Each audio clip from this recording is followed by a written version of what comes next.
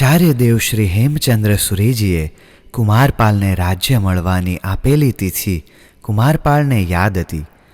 વિક્રમ સંવત 1199 વર્ષનો પ્રારંભ હતો. કુમારપાલ તેમની પત્ની ભોપળદેવી સાથે પાટણ આવ્યા. કુમારપાલની બહેનના ઘરે પહોંચ્યા. બનેવી કૃષ્ણદેવે તેમનું સ્વાગત કર્યું. કૃષ્ણદેવે કહ્યું, કુમારપાળ, તમે યોગ્ય સમયે આવ્યા છો. મહારાજા સિદ્ધરાજ જયસિંહ મૃત્યુશૈયા પર છે. તમારા ઉપર કોઈ ભય નથી, માટે તમે અહીં નિશ્ચિત બનીને રહો. 7મે દિવસે રાજા સિદ્ધરાજનું મૃત્યુ થયું અને માગસર વધ ચોથના દિવસે કુમારપાલને સર્વાનુમતિથી રાજા બનાવવામાં આવ્યા. ગુરુદેવે કહેલા વર્ષે, મહિને અને તિથિએ કુમારપાલ રાજા બન્યા. તે વખતે ગુરુદેવ કર્ણાવતી નગરીમાં બિરાજમાન હતા. તેઓને કોઈ મુસાફરે આવીને સમાચાર આપ્યા, ત્રિભુવનપાલના પુત્ર કુમારપાલ ગુજરાતના રાજા બન્યા છે. ગુરુદેવને એ વખતે કુમારપાલના શબ્દો યાદ આવ્યા. મને રાજ્ય મળશે ત્યારે હું જૈન ધર્મનો ખૂબ સારો પ્રસાર કરીશ. આ વાત કુમારપાલને યાદ છે કે નહીં? એ જાણવા માટે આચાર્યદેવે પાટણ તરફ વિહાર કર્યો. ગુજરાતના મહામંત્રી ઉદયનને સમાચાર મળ્યા કે આચાર્ય શ્રી હેમચંદ્ર સુરીજી પાટણ આવી રહ્યા છે. તેમને ખૂબ આનંદ થયો. ઉદયન મંત્રીને આચાર્યદેવ ઉપર ખૂબ પ્રેમ હતો, શ્રદ્ધા હતી. જ્યારે હેમચંદ્રાચાર્ય નાના ચંગદેવ હતા ત્યારે ઉદયન મંત્રીના ખોળામાં રમેલા હતા. તેમની દીક્ષામાં પણ ઉદયન મંત્રી મુખ્ય હતા અને કુમારપાલની રાજ્ય પ્રાપ્તિનું ભવિષ્ય ભાક્યું હતું ત્યારે તેના પણ સાક્ષી ઉદયન મંત્રી જ હતા. ઉદયન મંત્રીએ પાટણના જૈન સંઘને ભેગો કરીને કહ્યું, આપણા મહાન આચાર્યદેવ પાટણ પધારી રહ્યા છે. તેઓનું ભવ્ય સ્વાગત કરવાનું છે.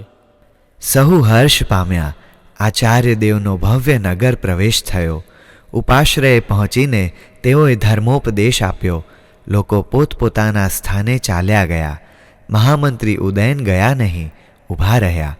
આચાર્યદેવે તેમને એકાંતમાં પૂછ્યું, મહામંત્રી, મારા ભવિષ્ય કથન મુજબ કુમારપાલને રાજ્યની પ્રાપ્તિ થઈ છે.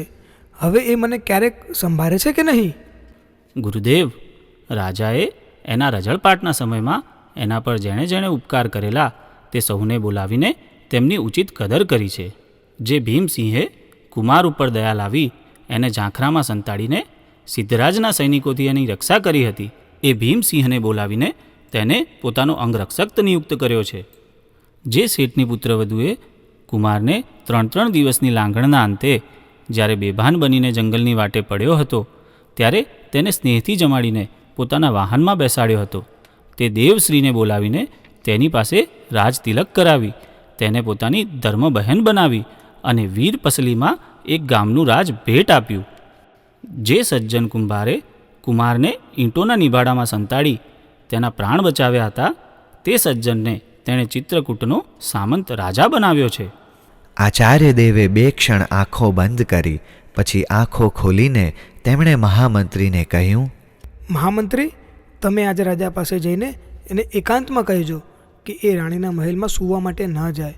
સવારે કોઈ ચમત્કાર થાય અને રાજા તમને પૂછે, તમે મને રાણીના મહેલમાં સૂવા જવાની ના પાડેલી, તે કોના કહેવાથી ના પાડેલી? તો તમે મારું નામ આપજો. મહામંત્રીએ હા પાડી. એમને ચોક્કસ લાગ્યું કે સવારે રાજ પરિવારમાં કોઈ ચમત્કાર થવાનો જ. તેઓ ત્યાંથી સીધા જ રાજમહેલે પહોંચ્યા.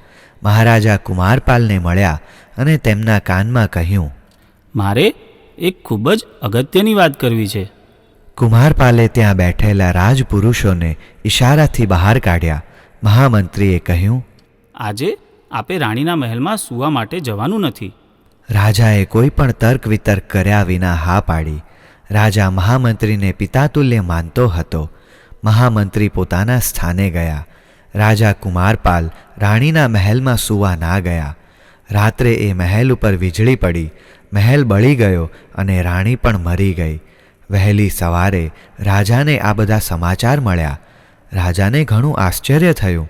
મહામંત્રીને પણ વહેલી સવારે સમાચાર મળી ગયા હતા અને એમને પણ ઘણું આશ્ચર્ય થયું.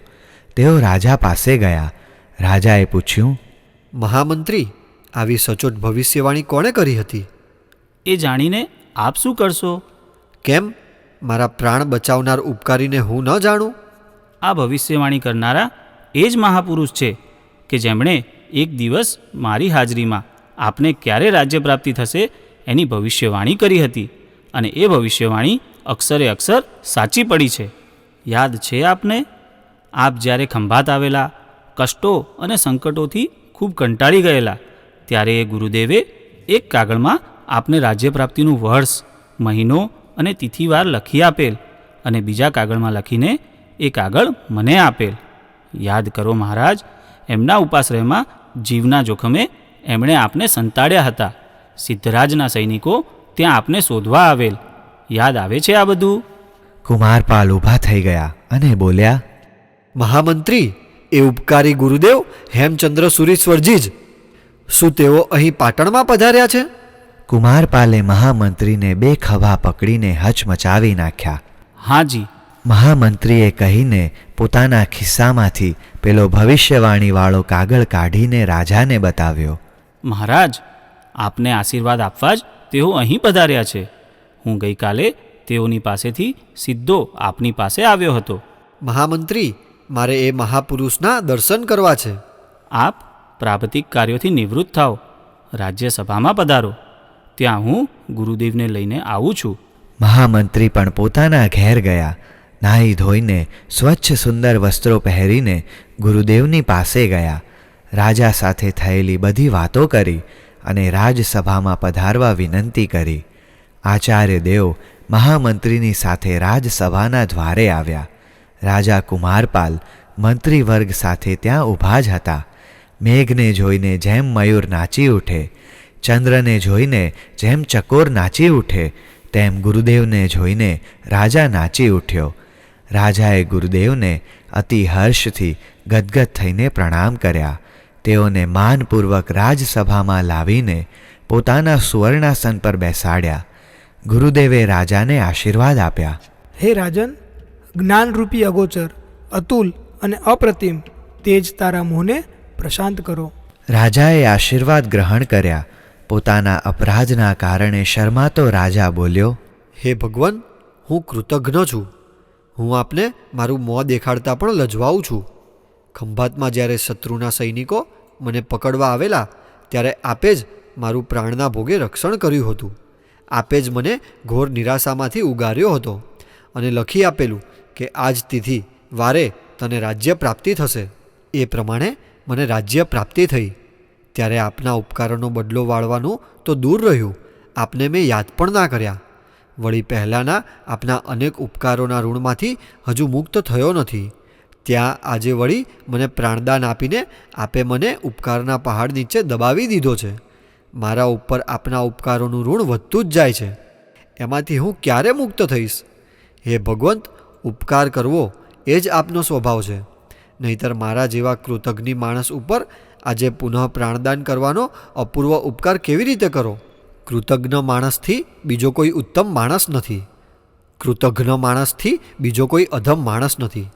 માટે જ દુનિયામાં કૃતજ્ઞ માણસની પ્રશંસા થાય છે અને કૃતજ્ઞ માણસની નિંદા થાય છે. હે પ્રભુ, અત્યારે આપ કૃતજ્ઞતાના શિખર ઉપર બિરાજો છો, જ્યારે હું કૃતજ્ઞતાની ઊંડી ખીણમાં પડેલો છું. આપ ક્ષમાધાન છો. આપ મારા સર્વે અપરાધ ક્ષમા કરો. હે પ્રભુ, મારી આટલી જ પ્રાર્થના છે કે આ રાજ્ય આપ સ્વીકારો, સર્વ રાજ્ય સંપત્તિ આપ ભોગવો અને મને કૃતાર્થ કરો. આટલું બોલતા બોલતા રાજા કુમારપાલની આંખો ભીની થઈ ગઈ. એનું હૈયું ભરાઈ આવ્યું. આચાર્ય દેવે કહ્યું, હે કુમારપાલ, તું શા માટે આટલો બધો વ્યતીત થાય છે? તું કૃતજ્ઞ જ છો. કૃતજ્ઞોમાં શ્રેષ્ઠ છે. ઉપકારોનો બદલો વાળવાનો અવસર તો હવે આવે છે. તું મને રાજ્ય સ્વીકારવાનું કહે છે, પરંતુ તારી અપૂર્વ ભક્તિ આગળ રાજ્યની શી કિંમત છે? તારી આ અનુપમ ભક્તિ જ અમૂલ્ય છે. વળી રાજન, અમે નિર્મોહી, નિર્લોભી અને ચરિત્રવંત જૈન સાધુ છીએ. અમે રાજ્ય હોય તો એનો ત્યાગ કરી શકીએ, પરંતુ સ્વીકાર ના કરી શકીએ. જો અમે રાજા બનીએ તો અમારો ધર્મ નાશ પામે. માટે જો તારે ઉપકારોનો બદલો વાળવો હોય તો તું તારું આત્મહિત કર.